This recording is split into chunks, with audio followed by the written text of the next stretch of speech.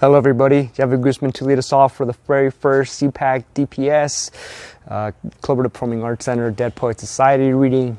So I'll be reading Pied Beauty by Gerard Manley Hopkins. Glory be to God for dappled things, for skies of couple color as branded cow, for rose malls all in stipple upon the trout to swim, fresh fire cold chestnut falls, finch's wings, landscape plotted in peace, fold, fallow, and plow. In all trades they're geared and tackle and trim. All things counter, original, spare, strange. Whatever is fickle, freckled, who knows how. With swift, slow, sweet, sour, a dazzled dim. He fathers forth whose beauties past change. Praise him. How do I love thee? Let me count the ways. I love thee to the depth and breadth and height my soul can reach when feeling out of sight for the ends of being and the ideal grace. I love thee to the level of every day's most quiet need by sun and by candlelight. I love thee freely as men strive for right. I love thee as they turn from praise. I love thee with the passion put to my old griefs and with my childhood's faith. I love thee. I see with a love I seem to lose with my lost saints. I love thee with my breath, my smiles, my tears of all my life. And if God choose, I shall love thee better after death.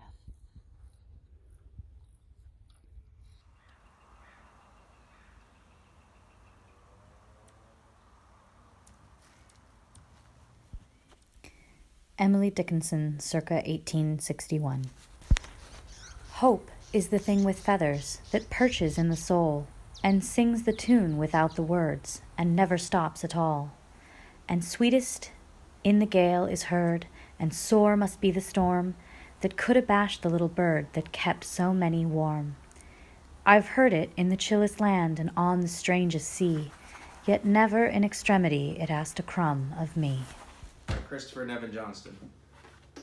Talking homes and gardens over grande lattes, two mondo snotty soccer moms and pops complaining about their commie, hippie, trippy kid who just won't pay for college tuition or anything today, except to say, hey man, I'll trade you some pot for say double chai frappe, and what's up with bombing Iraqis, eh? This hot froth sure does rock today.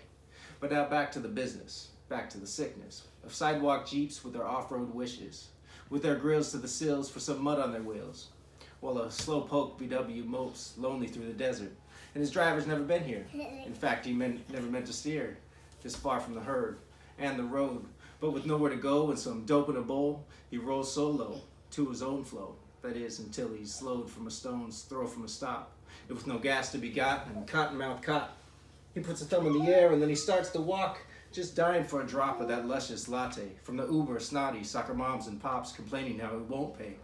But alas, they come not to off-the-grid blocks for fear of being shot, or worse, to be made to feel bad for what they have and most other people just have not. So a once privileged pilgrim walked softly through the desert with a faint recollection that he'd been here once on a trip in a new V-dub, way back when there still lived a love between his plastic moms and pops, and they cheered him on as he ran right by in his high soccer team socks. I saw in Louisiana a live oak growing. All alone it stood, and the moss hung down from the branches. Without any companion it grew there, uttering joyous of dark green, and its look rude, unbending, lusty, made me think of myself. But I wondered how it could utter joyous leaves standing alone there, without its friend near, for I knew I could not. And I broke off a twig with a certain number of leaves upon it and twined around it a little moss. And I brought it away and I have placed it in sight in my room. It is not needed to remind me as of my own dear friends, for I believe lately I think of little else than of them. Yet it remains to me a curious token. It makes me think of manly love. For all that and through, the live oak glistens there in Louisiana, solitary in a wide flat space, uttering joyous leaves all its life without a friend, a lover near. I know very well I could not.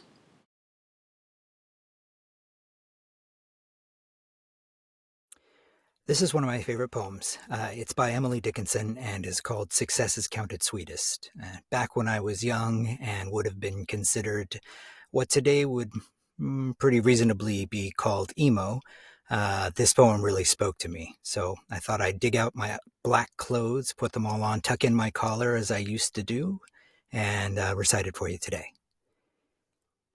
Success is counted sweetest by those who never succeed. To comprehend a nectar requires sorest need. Not one of the purple host that captured the flag today can tell the definition so clear of victory as he defeated, dying, upon whose forbidden ear the distant strains of triumph burst, agonized and clear. Spring and Fall by Gerard Manley Hopkins. To a young child. Margaret, are you grieving over golden grove unleaving? Leaves like the things of man, you with your fresh thoughts care for, can you? Ah, as the heart grows older, it will come to such sights colder, by and by, nor spare a sigh, though worlds of wan would leave me a lie.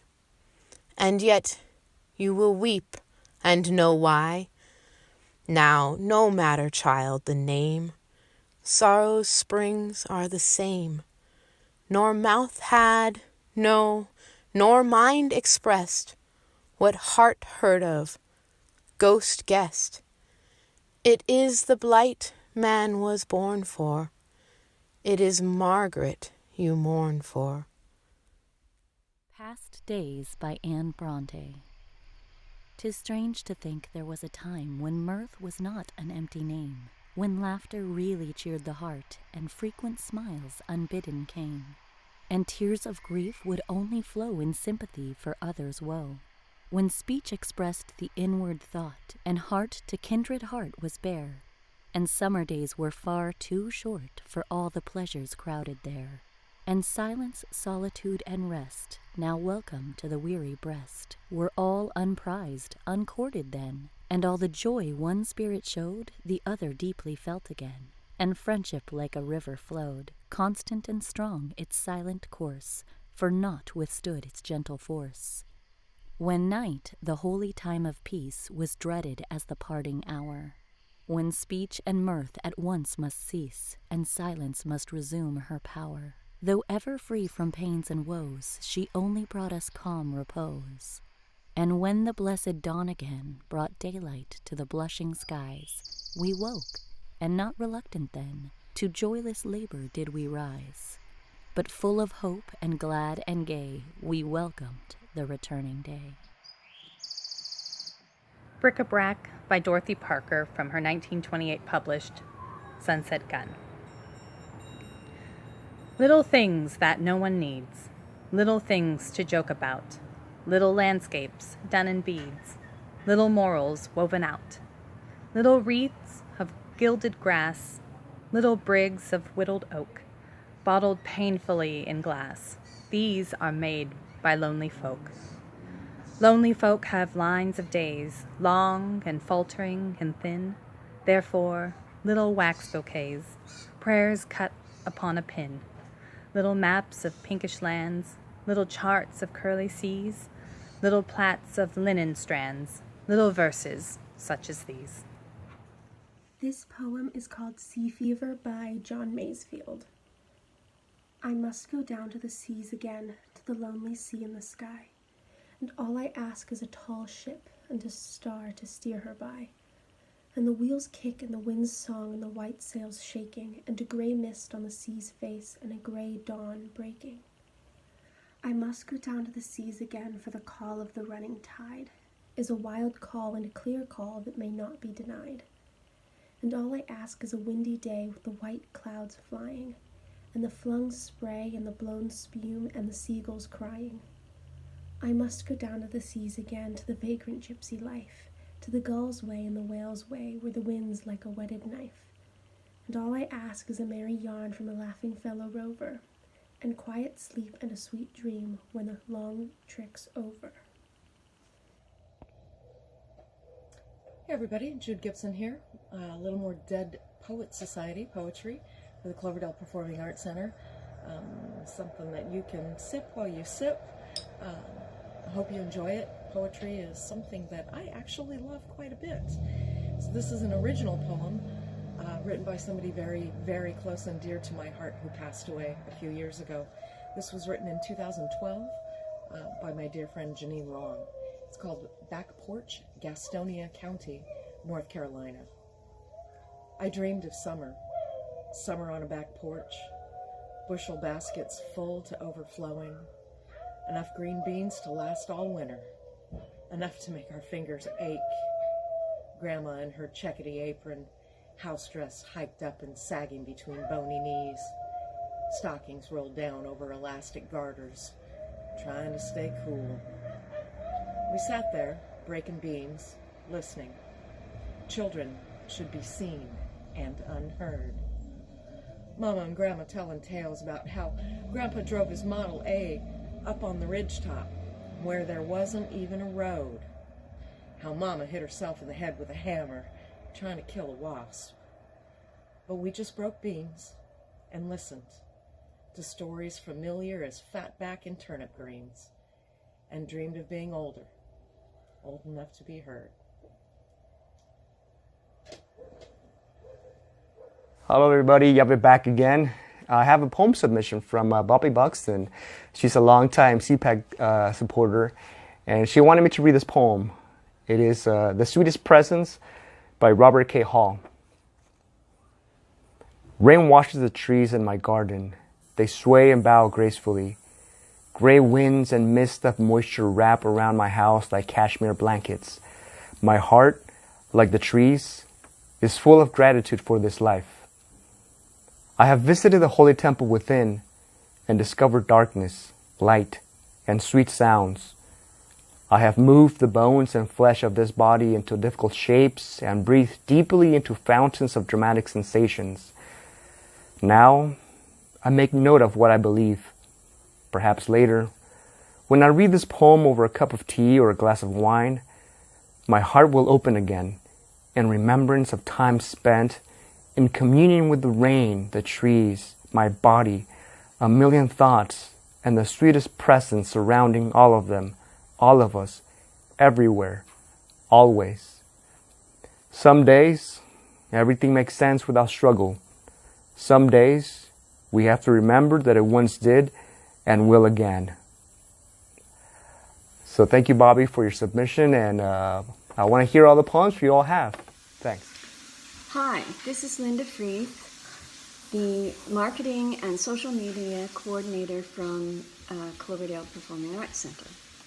In honor of Mother's Day tomorrow, I would like to read a poem by Maya Angelou entitled Mother, a Cradle to Hold Me. It is true I was created in you. It is also true that you were created for me. I owned your voice. It was shaped and tuned to soothe me. Your arms were molded into a cradle to hold me, to rock me. The center of your body was the air, while a sob lay at the root of your song. The way you posed your head so that the light could caress your face, when you put your fingers on my hand and your hand on my arm, I was blessed with a sense of health, of strength, and very good fortune. You were always the heart of happiness to me, bringing nuggets of glee, sweets of open laughter. I loved you even during the years when you knew nothing and I knew everything. I loved you still. Condescendingly, of course. From my high perch of teenage wisdom, I spoke sharply of you, often, because you were slow to understand. I grew older and was stunned to find how much knowledge you had gleaned, and so quickly. Mother, I have learned enough now to know that I have learned nearly nothing. On this day when mothers are being honored, let me thank you that my selfishness, ignorance, and mockery did not bring you to discard me like a broken doll which had lost its favor. I thank you that you still find something in me to cherish, to admire, and to love, perfumed for me to breathe. Mother, during those early, dearest days, I did not dream that you had a large life which included me, for I had a life which was only you. Time passed steadily and drew us apart. I was unwilling. I feared if I let you go, you would leave me eternally. You smiled at my fears, saying, I could not stay in your lap forever. That one day you would have to stand, and where would I be? You smiled again. I did not. Without warning, you left me, but you returned immediately. You left again and returned, I admit quickly. But relief did not rest with me easily. You left me, but again returned. You left me, but again returned. Each time you re-entered my world, you brought assurance. Slowly I gained confidence. You thought you know me, but I did know you. You thought you were watching me, but I did hold you securely in my sight, recording every moment, memorizing your smiles, tracing your frowns. In your absence, I rehearsed you, the way you had of singing on a breeze. I thank you, Mother, and I love you. Maya Angelou was a remarkable woman, poet, leader, author, and mother. May she rest in peace. Thank you. Love. Ricky was ill, but he's home with the flu. Lizzie, our O, had some homework to do. Mitchell E probably got lost on the way. So I'm all the love that could make it today.